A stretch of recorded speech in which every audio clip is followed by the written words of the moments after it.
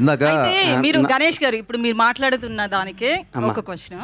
కష్టాల్లో ఉన్నారు కాబట్టి నేను అనను అన్నారు. మీరు మీకు బతుకునిచ్చిన మీ దేవుణ్ణే విమర్శించారు. దాన్ని మేము ఎట్లా చూడాలి? నేనా?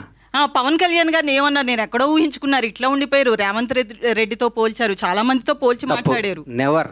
మీరు ఒకసారి వినండి అది బయట. నువ్వు చెప్పు తల్లి, ప్రాణం పోయినా నా డెడ్ బాడీ కూడా పవన్ కళ్యాణ్ విమర్శించు, మర్చిపో. వదిలే అమ్మ బంగారం. కాదు, నీకు తెలియదు. నేను చచ్చిపోయిన నా శవం కూడా పవన్ కళ్యాణ్ గా నీళ్ళెత్తి చూపుతాం. That is my blood, that is my character. మాట్లాడండి, వినండి అమ్మా.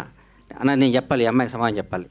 నా ప్రాణం పోయినా నేను ఫస్ట్ అధికారంలో ఉన్నప్పుడు ఒక రకంగా, అధికారంలో లేనప్పుడు ఒక రకంగా పిచ్చి పిచ్చిగా మాట్లాడటం. కానీ నా మనసుగా నచ్చితే దేవుడైనా ఎదిరిస్తా, నచ్చకపోతే నచ్చితే వాళ్ళు ఎవడైనా కాళ్ళు పట్టుకుంటారు. నా క్యారెక్టర్ అది.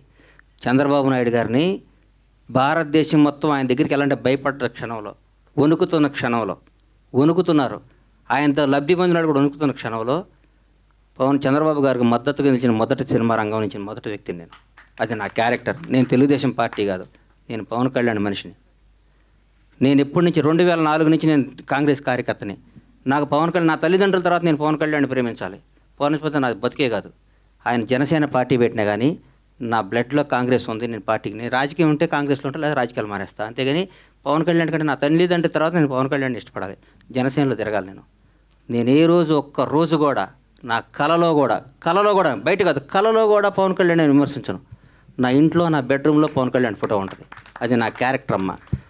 రేవంత్ రెడ్డి పొగిడి ఉండొచ్చు, ఎవరు నేను పొగిడొచ్చు. పవన్ కళ్యాణ్ గారు, పవన్ కళ్యాణ్ తక్కువ చేసి రేవంత్ రెడ్డిని అది నువ్వు అనుకుంటే అది నీ కర్మ అమ్మ. పొగిడేటట్టు చూపించి అమ్మా. నువ్వేదంటే ఇప్పుడు చూపి పంపించద్దు, ఇప్పుడు చెప్పాలి. నాకు 10-half an hour ఉంటాను తెప్పి అమ్మా.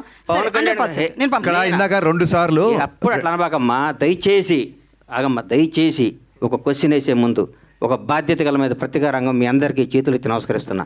1-2 సార్లు క్వశ్చన్ చేసుకొని ఏదో అడగాలి, ఏదో మీరు క్రేజ్ తెచ్చుకోవాలి, ఏనమ్మా ఏదో మీరు క్రేజ్ తెచ్చుకొని అడగ.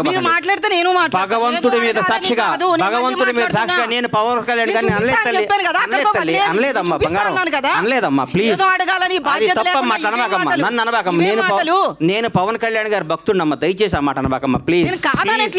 నేను అనలేదమ్మా, అనలేదు, అనను కూడా తల్లి. Please please. హరిశంకర్ గారు ఒక్క నిమిషం. అన్వర్ గారు, ఇందాక ఏమైందంటే 2 సార్లు గ్రేటానందమూర్తి గారు మైక్ తీసుకున్నప్పుడు 2 సార్లు ఎవరో ఓవర్లాప్ చేశారు. గబుక్కను మళ్ళీ ఆయన మేము ఇగ్నోర్ చేసాం అనుకుంటాడేమో. ఆయనకు మైక్ ఇవ్వండి, ఆయన ఏదో అడగాలను. హరిశంకర్ గారు మైక్ ఇచ్చారు. హరీష్ గారు, అన్వర్ యా సార్. ఇప్పుడు